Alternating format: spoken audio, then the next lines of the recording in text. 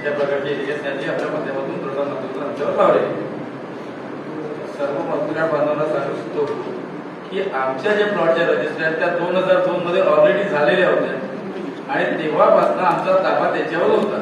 आम्हाला रजिस्टर यादव साहेबांनी लावून दिल्या होत्या आणि यादव साहेबांनी हाडकेंच्या प्रकरणे कोर्टात सुरू होतो. 2025 साली कोर्टातून यादव साहेब ती जमीन जिंकली आणि कोर्टाच्या आदेशानुसार त्या सगळ्या जमिनीचे मालक हे आम्ही प्लॉट धारक असतो.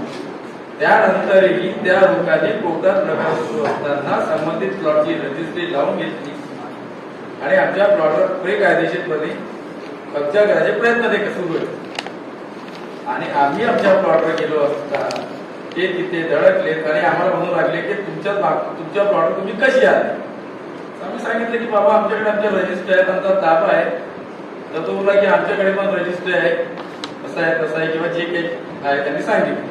तेव्हा आम्ही मग यादव साहेबांना फोन केला तिथे त्यांना बोललो आणि त्यांना सांगितलं की हे यादव साहेब आहेत, आम्ही यांच्याकडनं प्लॉट घेतलेले होते आणि आता हे जिंकले कोर्टात. माननीय कोर्टाच्या आदेशानुसार हे आणि आम्ही तिथे समोर प्लॉट धारक मालक झालेलो. त्यानंतर ते हे बोलले आम्हाला की आमचा याच्यात उल्लेख नाही. तर मी त्यांना सांगितलं की बाबा हे 2002 पासून कोर्टात केस सुरू आहे, 2025 साली याचा निर्णय लागला. आता यादव साहेबांच्या स्वप्नात तुम्ही येणार नाही 2002 साली. तुम्ही 2025 साली ही रजिस्ट्री लावली तर तुम्हाला अगदी रजिस्टर कोर्टाचे आदेश यायच्या 5-6 दिवसाआधी किंवा महिन्याभर आधी तुम्ही रजिस्टर लावून तुम्हाला कसं घेणार आम्ही.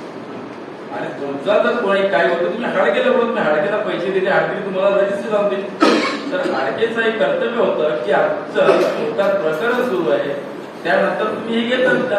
माझे स्पष्ट आरोप आहे हाडकेवरती याच्यावरती जयस्वाल आणि सिंग की ते कोर्टात प्रकरण सुरू असताना तुम्ही हाडकेपासून एकतर इंटेन्शनली ती जमीन कमी पैशात घेतली. ज्या जमिनीचे भाव 7 ते 8 हजार रुपये प्रति स्क्वेअर फीट आहे ती जमीन तुम्ही 700-800 रुपये भावात कशी घेऊ शकता. किंवा मग हाडकेनी आपली जिम्मेदारी त्याच्यावर ढकलली. पण ना आम्हाला हाडकेशी काय नाही देणं ना त्यांच्याशी काय देणं. आम्हाला यादून जो फ्लॅट दिले आणि कोर्टाने आदेश दिले त्या आदेशानुसार जमीन आमची झाली. त्यानंतर ते आरोप लावतायत की आम्ही त्यांना शिवीगाळी केली किंवा त्यांचे बॅनर्स काढले किंवा त्यांचे बोर्ड काढले. तर आम्ही आमच्या प्लॉटवर गेलो असता त्याच्या आमच्या नंतर ते काही बायांना आणि गुंडप्रवृत्तीच्या लोकांना घेऊन मला व्हिडिओमध्ये जात आहेत की आम्ही सगळे वेल क्वालिफाईड होतो. पण त्यांच्यासोबत जे आलेले ते तुम्हाला ओळखू येते की क्वालिफाईड कोण आणि बदमाश. तर ते तिथे आले, भाग घालू लागले. तर आम्ही त्यांना सांगितलं हे ऑर्डर आहेत, आपण पोलीस स्टेशनला त्यांनी जे मान्य करतो ते आपण मान्य आहे. तर आम्ही पोलीस स्टेशनला यादव साहेब मी जयस्वाल हे पोलीस स्टेशनला गेलो असता तिथल्या PI सगळं दाखवलं. PI साहेबांनी आमच्या रजिस्टर कोर्टाचे आदेश हे सगळं चेक केल्यानंतर जयस्वालला सांगितलं की माझ्या मते या रजिस्टर आणि ही ऑर्डर ही खरी आहे, तो आप इनके खिलाफ कोर्ट में जा सकते हो. तर मी मॅडमच्या निर्देशनात आणून दिलं की मॅडम त्यांनी अवैधरित्या आमच्या प्लॉटवरती ताबा घेऊन तिथे बोर्ड लावले आहेत तर आम्हाला याचे बोर्ड काढायचे. PI मॅडमनी त्याला आदेश दिला की आप जाके अपने बोर्ड लगा दो. तर त्यांनी आपल्या हाताने बोर्ड न काढता त्यांनी त्यांची माणसं लावले आणि बोर्ड काढून घेतले. त्याचे व्हिडिओ तयार करून त्या महाराष्ट्र न्यूज 24 चॅनलला दिले की ते आमचे माणसं काढत आहेत आणि त्याचा एक व्हिडिओ माझ्याजवळ आहे. त्यांनी ते शिवी द्यायचे आरोप आमच्यावर लावले. तरी त्यांची मिसेस काय बोलत आहे ते तुम्ही ऐका.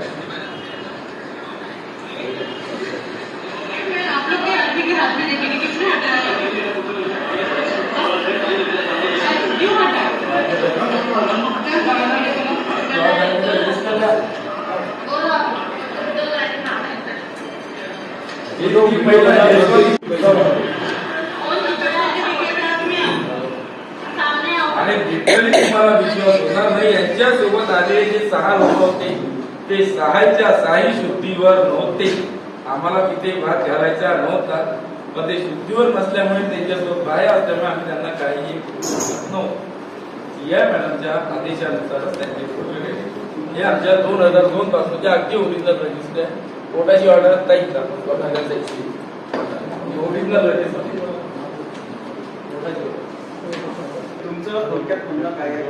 ते चुकीचे आणि त्याद्वारे त्या एज्युकेशनद्वारे आमच्या काही लोकांना तिथं फोन येत आहे की भैया आम्ही वारंवार असं तुमच्या विरुद्ध छापणार आहोत किंवा लिहिणार आहोत, राष्ट्र प्रकाशित करणार आहोत किंवा मग आम्हाला 2 पैसे द्या.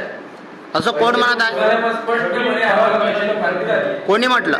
तुम्ही ज्यांच्यावरती आरोप करता पैसे मागायला आला, त्यांनी आपली ओळखपत्र सोबत आलेला नव्हता, पण त्यांनी स्पष्ट सांगितलं, दादा अगर आपको ये न्यूज रोकना है तो आप सेटलमेंट करवा दे सकते हो. ब्लॅक बिलिंगचा प्रकार असेल.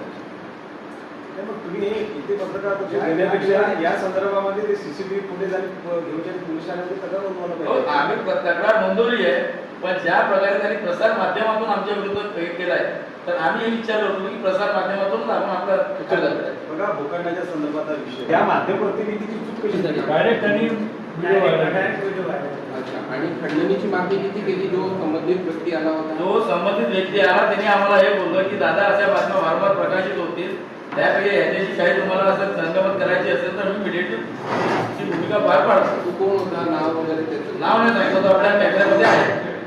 तुमच्याकडे ते सीसीटीव्ही फुटेज आहेत का? दाखवा ना. इथे नाही.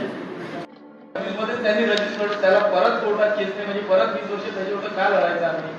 हाडके विरुद्ध आम्ही ऑलरेडी लढलो, आम्ही कोर्टात स्वतःला सिद्ध केलं. आमच्या पूर्वजांनी केलेली, आमच्या आईवडिलांनी केलेली जमीन आम्हाला आज मिळाली. परत आम्ही आज कोर्टात जायचं, परत आमच्या मुलांसाठी लढायचं. मग परत कोणीतरी एक तिसरा व्यक्ती येणार, मग परत हेच हे करत जाणं ते योग्य नाही. आणि त्यांना जर आमच्या विरोधात काही त्रास आहे तर त्यांनी आधी हाडकेला प्रश्न करावा की आपकी कोर्ट में जब केस चल रही तो आपने हमें जमीन कैसी बेचा? तर यात काय की आपण आपण मी तुझ्यापैकीच एक आहे, मी अनेक वर्ष पत्रकार केली, तर काय की ज्यांनी हाडकेला प्रश्न करायला पाहिजे आहे की दादा तुमचं प्रकरण कोर्टात सुरू असताना तुम्ही आम्हाला जमीन कशी विकू शकता? दुसरी महत्वाची गोष्ट की रेडी रेटनर रेट तिथे 1 कोटीचा आहे आणि तुम्ही आम्हाला कमी पैशात कशी रेडी रेटनरच्या वर जाते बाजारभाव, तुम्ही बाजारभाव सोडा, रेडी रेटनर रेट आम्हाला कमी मध्ये का देतात आहे? आणि त्या मॅडमनी तिथे ॲलिगेन्स लावले की सिंगला आम्ही धमकी दिली. सिंग जो आहे नागपूरला राहतच नाही, हैदराबादला राहतो. हैदराबादला आम्ही जाऊन त्याला धमकी दिली का?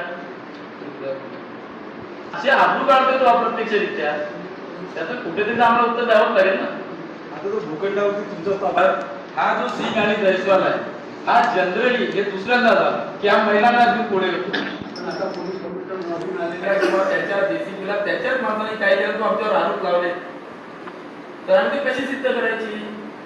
1-2 वेळा त्यांनी कॅमेऱ्याचे वायर टाकून दिले, कॅमेरा चोरीची रिपोर्टच एवढं आमची. विचार. तुमच्या ताब्यात दाखवली मालक आहात. या संदर्भामध्ये स्थानिक पोलिसांना या संदर्भात नोंदवली का किंवा सुरक्षा मागितलं का? नोंदवली. बघा तिथले बॅनर्स काढून टाका सगळं गाव. त्याच्यानंतर हे व्हिडिओ प्रकाशित झाल्यावर हे लोक गेले सीपी आणि सीपीला सांगितलं की इकडे हमको Actually काय झालं? त्या टक्करमध्ये आमच्यावर केस दर्ज करण्यात आली. आमचं म्हणण्याचं कारण हेच आहे की मीडिया जर चुकीचं दाखवेल आणि त्याच्यावर आमच्यावर केस लागेल तर याचा आम्ही काय करायचं? सर, हा प्लॉट नेमकं किती स्क्वेअर फीटचा आहे आणि याचं ओनर नाव कोणाचं आहे आणि जे रेश्मा जयस्वाल जे दिलेलं आहे तिला सपोर्ट कोण करताय? ऍक्च्युली हा जो भूखंड आहे टोटल आहे 30,000 स्क्वेअर फीट, पण आम्ही जे प्लॉट धारक आहेत जे इथे आता हजर आहोत त्यांच्याकडे आहे एकूण 23,000 स्क्वेअर फीट जागा आणि बाकी रोडची जागा असते आणि त्याने 30,000 स्क्वेअर फीटचे रजिस्टर लावून घेतले हाकेकडे. सर, हाडकेचं पूर्ण नाव सांगा आणि सिंगचं पूर्ण दुर्योधन नाव हाडके. सांगा आणि जो पत्रकार आहे त्यांचं पण पूर्ण नाव सांगा. पत्रकाराचं नाव नाही भेटले आपल्याला. महाराष्ट्र न्यूज 24 म्हणून चॅनल एक होतं, इथे लिहिलं नाही सर तुम्ही पत्रकार. मैं आपको सवाल दफा देता हूँ, मीडिएटर की भूमिका निभाई आपकी कल से नहीं आएगा, कुछ करना होगा तो बोलो. सर, आपने सीधा नाम लिख दिया सर उसका, उन्होंने बताया नहीं कि किस तरफ से आया हूँ, मैं बोला आया हूँ. मैं पूछा फिर आपने आज प्रेस नोट पढ़ा साथ साथ जो न्यूज चल रही है उससे समझ उससे रिलेटेड में आया हूँ बोले, वरना आपका पहचान कुछ तो पहचान नहीं पड़ा. सर, जयस्वालला कोण सपोर्ट करतं सर? त्यांनी बातमी